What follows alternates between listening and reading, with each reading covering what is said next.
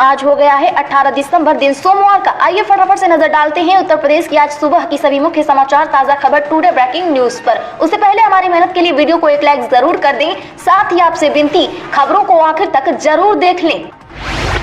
बड़ी खुशखबरी, केंद्र सरकार के फैसले के बाद उत्तर प्रदेश के चीनी मिलों को बड़ी राहत, गन्ना किसानों को भी मिलेगा लाभ। जी हां, बता दें कि गन्ने के रस से एथेनॉल बनाने पर लगाई गई पाबंदी में बदलाव के केंद्र सरकार के फैसले से उत्तर प्रदेश की चीनी मिलों को भी राहत मिली है। अब चीनी मिलें अपने कुल चीनी स्टॉक में से 17 लाख टन चीनी सीधे गन्ने के रस से बना सकेंगी। दरअसल केंद्र सरकार ने अपने एक हफ्ते पुराने फैसले को पलटते हुए पेराई सत्र 2023-24 में चीनी मिलों को एथेनॉल बनाने के लिए गन्ने के रस और बी हैवी शीरा दोनों के इस्तेमाल की मंजूरी दे दी है। हालांकि इसके लिए चीनी की अधिकतम सीमा 17 लाख तय की गई है। इससे उत्तर प्रदेश के गन्ना किसानों को भी बड़ा फायदा होगा। योगी सरकार की बड़ी उपलब्धि, यूपी को लेकर आई ताजा रिपोर्ट ने सीएम के चेहरे पर लाई खुशी। जी हां दोस्तों, बता दें कि उत्तर प्रदेश को देश की नंबर 1 अर्थव्यवस्था बनाने को लेकर जुटी यूपी की योगी सरकार को बड़ी उपलब्धि मिली है। यूपी को लेकर आई एक ताजा रिपोर्ट ने सीएम योगी और प्रदेशवासियों के चेहरे पर खुशी ला दी है। दरअसल इन्वेस्टिंग और स्टॉक मार्केट पर नजर रखने वाले प्रमुख ऑनलाइन ब्लॉगिंग प्लेटफॉर्म SOIC.in ने सेंसस और CLS पर आधारित एक क्रिएटिव ग्राफिक में बताया है कि देश की जीडीपी में शेयर के मामले में उत्तर प्रदेश महाराष्ट्र के बाद दूसरे स्थान पर आ गया है। सरकारी आंकड़ों में उत्तर प्रदेश जीडीपी शेयर के मामले में तीसरे पायदान पर था। यह योगी सरकार की एक और बड़ी उपलब्धि है। निश्चित तौर पर इसके बाद सीएम योगी का अगला लक्ष्य नंबर 1 जीडीपी शेयर वाला राज्य बनाने का होगा। दोस्तों, अपने प्यारे यूपी के लिए फटाफट से एक लाइक जरूर करें। प्रधानमंत्री नरेंद्र मोदी आज करेंगे दुनिया के सबसे बड़े मेडिटेशन सेंटर स्ववेद महामंदिर का लोकार्पण। जानिए क्या है खासियत। दरअसल बता दें कि पीएम नरेंद्र मोदी बीते दिन दोपहर अपने संसदीय क्षेत्र वाराणसी के 2 दिवसीय दौरे पर पहुंचे। इस दौरान विकसित भारत संकल्प यात्रा और तमिल संगमम में शामिल हुए।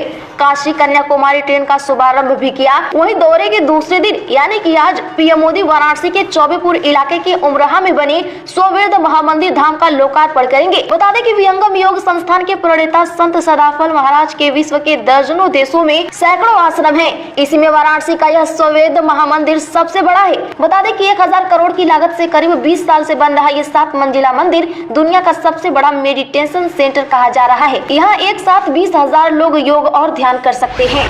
उत्तर प्रदेश में फिर हुआ आईपीएस तबादला, गोंडा के एसपी बदले अंकित मित्तल होंगे पुलिस अधीक्षक चुनार के।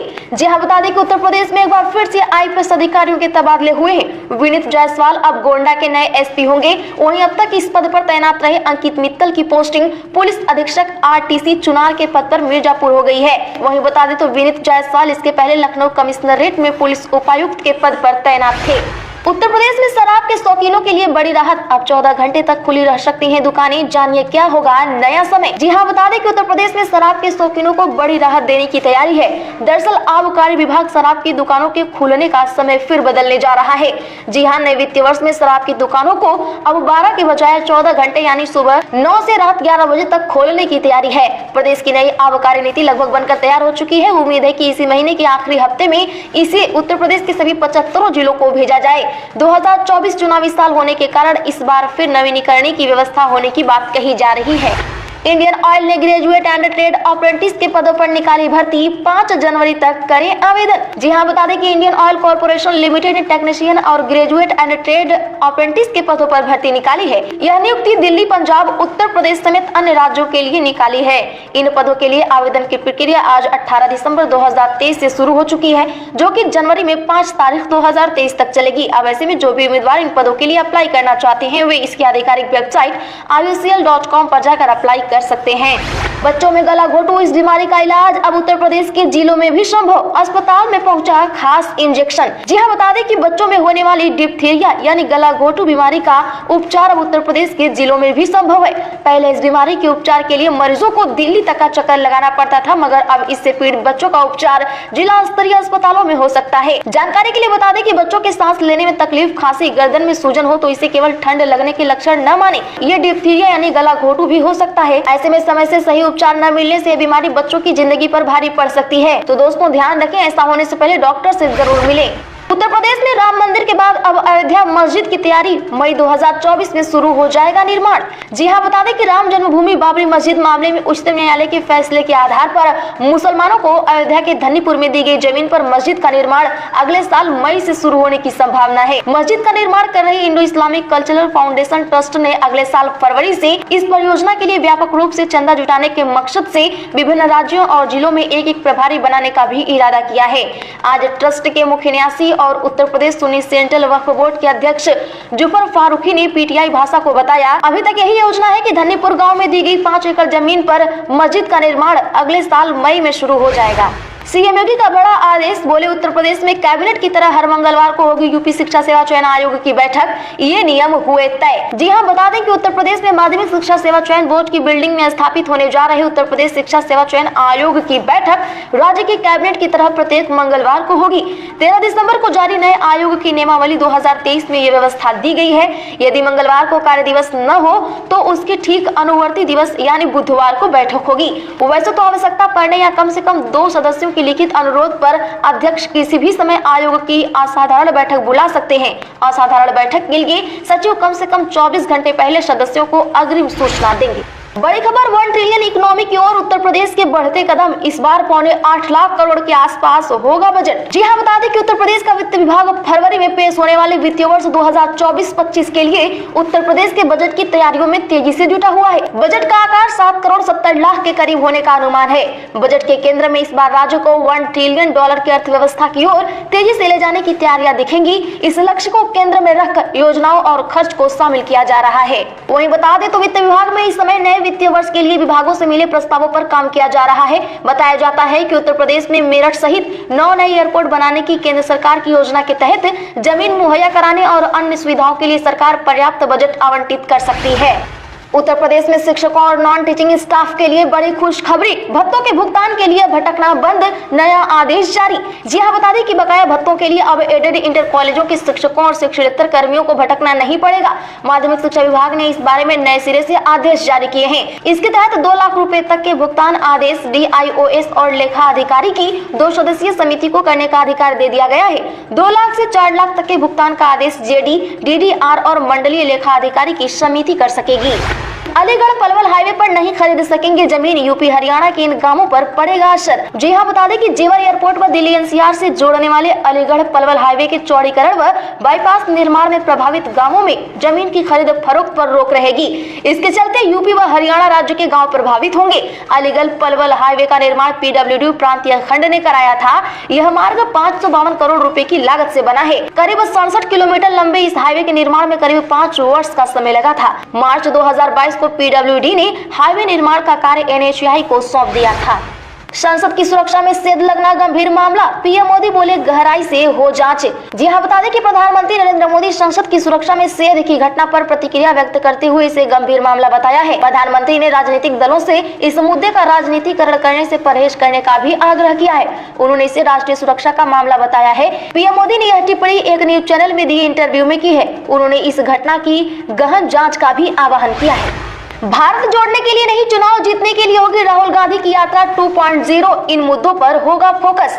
जी हां, बता दें कि कांग्रेस सांसद राहुल गांधी एक बार फिर से यात्रा की तैयारी में है। जानकारों के मुताबिक इस दौरान उनका फोकस 2024 में होने वाले लोकसभा चुनाव है। हालांकि इस बार यात्रा का थीम कन्याकुमारी से कश्मीर तक भारत जोड़ो नहीं होगा, बल्कि इस दौरान बेरोजगारी और महंगाई जैसे मुद्दों को उठाया जाएगा। सूत्रों के मुताबिक आज राहुल गांधी ने इसकी भूमिका बनानी भी शुरू कर दी है। इसी के तहत उन्होंने संसद में सुरक्षा में लापरवाही के मुद्दे को देश में बेरोजगारी और महंगाई से जोड़ दिया। राहुल गांधी को लगता है कि नौकरियों का मुद्दा ऐसा है जिन पर लोगों को रिझाया जा सकता है।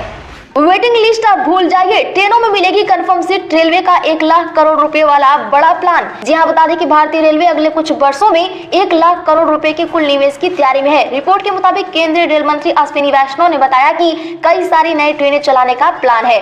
उन्होंने कहा कि यात्रियों की ओर से उठती मांगों को ध्यान में रखते हुए यह फैसला लिया गया है। केंद्रीय मंत्री ने कहा कि यह बड़े अपग्रेड का हिस्सा है, जिसका मकसद यात्रियों और माल ढुलाई के लिए ट्रेनों की उपलब्धता को बढ़ाना है। उन्होंने कहा कि हम पुराने रोलिंग स्टॉक को बदलना चाहते हैं। इसके लिए 7 से 8 हजार नए ट्रेन सेट की जरूरत होगी।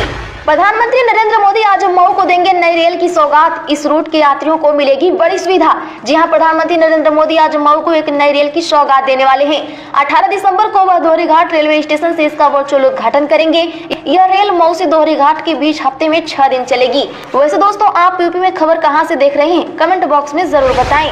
जो सनातन का ढोल पीटते हैं वह इसके विरोधी, मैं उनसे बड़ा सनातनी, बौद्ध सम्मेलन में बोले स्वामी मौर्य। बता दें कि समाजवादी पार्टी के राष्ट्रीय महासचिव स्वामी प्रसाद मौर्य ने आज कहा कि सनातन धर्म का ढोल पीटने वाले लोग सनातन शब्द का अर्थ नहीं समझते। ऐसे लोग सनातन विरोधी हैं, जबकि हम उनसे बड़े सनातनी हैं। वहीं मौर्य ने 3 राज्यों में भारतीय जनता पार्टी की जीत को इलेक्ट्रॉनिक वोटिंग मशीन के दुरुपयोग की जीत करार देते हुए दावा किया कि यह जीत प्रधानमंत्री नरेंद्र मोदी और उनके करिश्मा की जीत नहीं है। सपा नेता ने आज जिले के रसड़ा क्षेत्र में बौद्ध सम्मेलन कार्यक्रम से इतर संवाददाताओं से बातचीत करते हुए स्वयं को बड़ा सनातनी बताया। कृष्ण जन्मभूमि ईदगाह मामला के तहत आज 18 दिसंबर को होगी सुनवाई। एडवोकेट कमीशन का प्रारूप व सर्वे का तरीका हो सकता है तय। जी हां, बता दें कि तीर्थ नगरी मथुरा स्थित ईदगाह श्री कृष्ण जन्मभूमि प्रकरण में इलाहाबाद हाईकोर्ट में आज सुनवाई होगी। पिछले सुनवाई में हाईकोर्ट ने सर्वेक्षण के लिए एडवोकेट कमीशन की मंजूरी दी थी। अगली सुनवाई यानी आज की सुनवाई में एडवोकेट कमीशन का प्रारूप व सर्वे का तरीका तय हो सकता है। सपा नेता शिवपाल यादव का बड़ा बयान, बोले भाजपा नहीं, कोर्ट के आदेश पर हो रहा राम मंदिर का निर्माण। बता दें कि समाजवादी पार्टी के महासचिव शिवपाल यादव ने कहा कि अयोध्या में भगवान राम मंदिर का निर्माण कोर्ट के आदेश पर बनवाया जा रहा है। इसमें भारतीय जनता पार्टी का कोई भूमिका नहीं है। भाजपा केवल भगवान राम के सहारे अपनी राजनीति कर रही है। दरअसल शिवपाल यादव ने रविवार को देवबंद में स्टेट हाईवे स्थित पूर्व दर्जा प्राप्त राज्य मंत्री व रावकारी साजिद के प्रतिष्ठान पर आयोजित कार्यक्रम में यह बयान दिया। बोर्ड परीक्षा फॉर्म में करेक्शन का अंतिम मौका, 19 दिसंबर से पहले कर ले सुधार। जी हां, यूपी बोर्ड की हाई स्कूल और इंटरमीडिएट की बोर्ड परीक्षा 2024 में शामिल होने वाले परीक्षार्थियों के शैक्षणिक विवरणों में किसी भी प्रकार की त्रुटियों को ठीक करने का अंतिम मौका बोर्ड ने दिया है। बोर्ड ने आजमगढ़ जिले के DIOS को निर्देश दिया है कि वह 19 दिसंबर तक त्रुटियों को संशोधित करके उसे ऑफलाइन बोर्ड के क्षेत्रीय कार्यालय में जमा करें।